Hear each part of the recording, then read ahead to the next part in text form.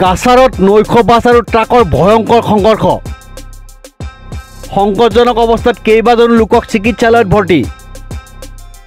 গুৰুতৰভাৱে আহত 13 জন লোক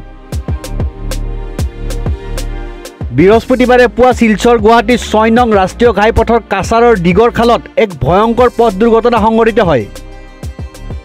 নৈশ বাছ আৰু ট্ৰাকৰ মুখামুখি সংঘৰ্ষত গুৰুতৰভাৱে আহত হৈছে ট্ৰাক আৰু নৈশ বাছ চালক সহ 13 জনকৈ যাত্ৰী জানিব পৰা অনুসৰি গুৱাহাটীৰ পৰা শিলচৰ অভিমুখে আহিছিল আৰহান ট্ৰেভেলছৰ এখন যাত্ৰীবাহী নৈশ বাছ কাছাৰৰ ডিগৰখাল পোৱাৰ পাছতেই বিপৰীত দিশৰ পৰা অহা এখন দ্ৰুতবেগী ট্ৰাকৰ লগত মুখামুখি সংঘৰ্ষ হয় নৈশ বাছখনৰ ঘটনাৰ পাছত স্থানীয় লোকসকলে আহতসকলক উদ্ধাৰ কৰি হাস্পতাললৈ প্ৰেৰণ কৰে আপুনি কি সুপাৰ পেসেঞ্জাৰ আছিল কিমান আগতে এক্সিডেন্ট হৈছে এক্সিডেন্ট হোৱা বেছি টাইম হোৱা নাই প্ৰায় 15 মিনিট মান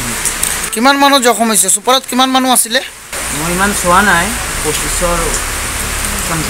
সামথিং আছে মানে কিমান মানুহ মানে ইনজুৰি বেছি হৈছে মই বুজি নাপাওঁ মানে মোৰ ফ্ৰণ্টত আছিল ড্ৰাইভাৰ হেণ্ডিং নকৰিলে যে মানুহ হস্পিটেলত গৈছে আপোনাৰ কি জখম হৈছে মোৰ বেছিকৈ জখম মানে খালি ডিঙিত অলপমান চাব আপনি সুপাৰ পেসেঞ্জাৰ নি কটার সময় দাদা ঘটনা হয়েছে এখন আধা ঘন্টার মতো এটা সুপারটা কই গুয়াহাটি থেকে আসতেছিল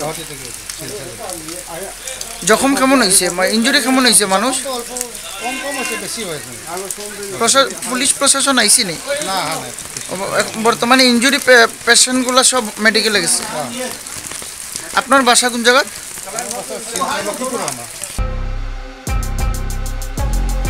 নিউজ ডেস্ক রিপোর্ট নিউজ 13